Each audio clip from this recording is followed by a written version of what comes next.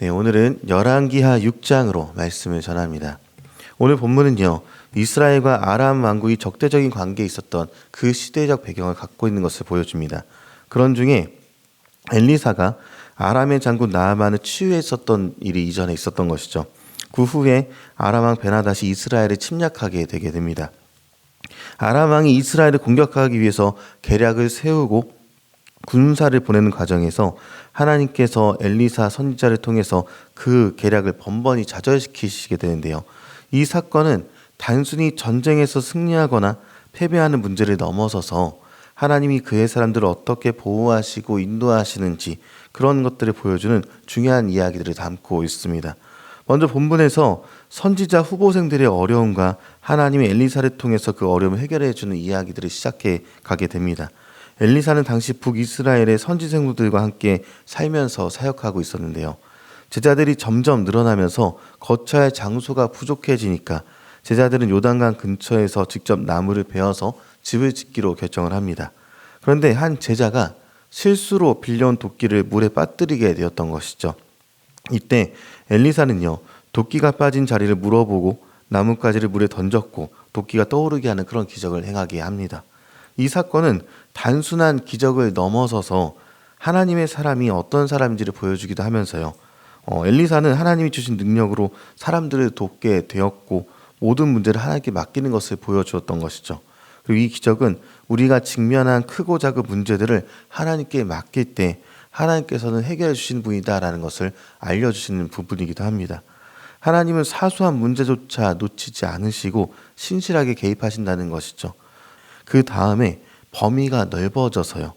나라 간의 분쟁을 하나님께서 어떻게 해결해 주시는지 우리의 눈을 열어주신 내용이 계속해서 등장하게 됩니다. 이제 아람과 북이스라엘의 전쟁 상황에 대해서 알려주게 되는데요. 당시 아람 왕은 북이스라엘을 공격하려고 여러 전략을 세우게 되었습니다.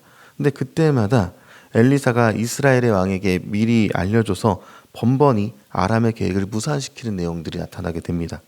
이로 인해서 아람 왕은 엘리사 선지자가 아람의 전략을 간파하고 있다는 사실을 알게 되었고, 이 상황은 단순히 군사적 계략의 실패가 아니라 하나님의 선지자가 하나님의 능력으로 그들의 음모를 차단하는 장면 자체를 보여주고 있는 것이죠.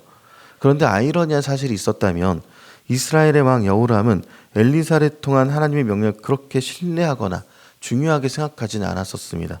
반대로 아람의 군대는 엘리사를 없애기 위해 많은 노력을 하게 되는 것을 보게 되는 것이죠. 하나님의 보호를 받는 자가 하나님을 중요하게 생각하지 않는 가운데 그 중요성을 이방인이 알고 행동하는 것을 보면서요. 어쩌면 우리도 하나님이 보호하시고 이끄시는 것을 안다고 고백하는 삶을 살지만 삶 속에서 제대로 인지하지 못하고 걱정과 두려움으로 살아가는 것은 아닌지 그런 고민들을 하게 됩니다. 결국 아람 왕은 엘리사를 제거하기 위해서 군사를 보내서 도단성을 포위하게 되었습니다. 이 도단성은 사마리아 북동쪽에 위치한 작은 성읍인데요. 이곳에 머물러 있었던 엘리사랑 그의 사하는요, 아람 군대에 포위된 상황을 맞이하게 되었던 것입니다. 근데 아람 군대가 엘리사를 잡기 위해 성읍을 포기할 때 엘리사의 사하는 두려움에 빠졌습니다.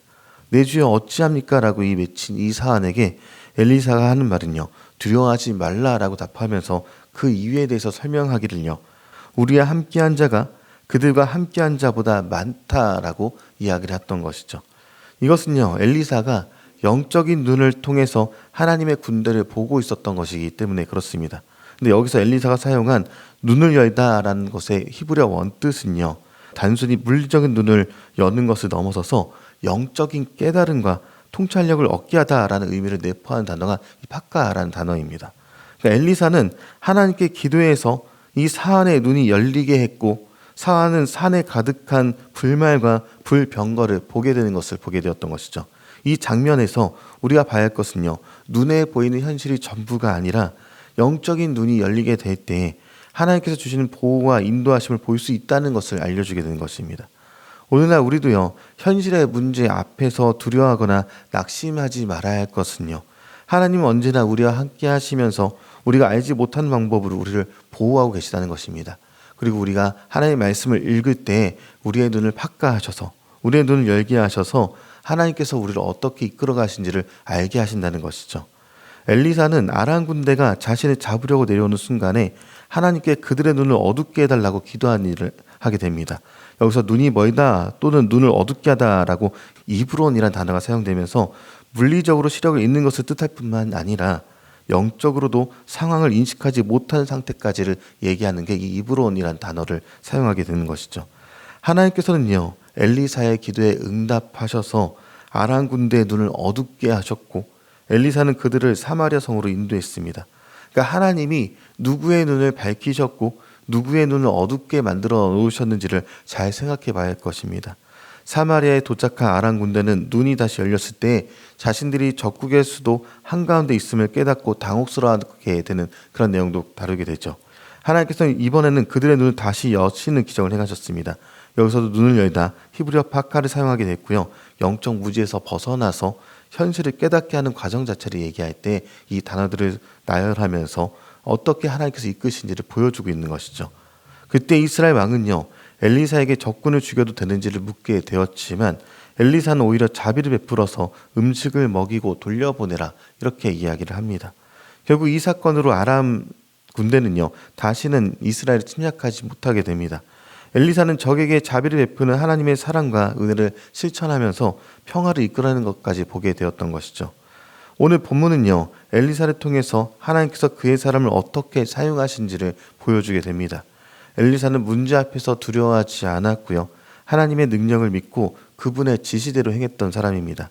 그리고 엘리사가 보았던 불말과 불병거는요, 우리에게도 중요한 메시지를 주는 것은요, 내 눈이 가려져서 보지 못하는 하나님의 보호하심과 섭리하심을 기억할 수 있어야 한다는 것이죠.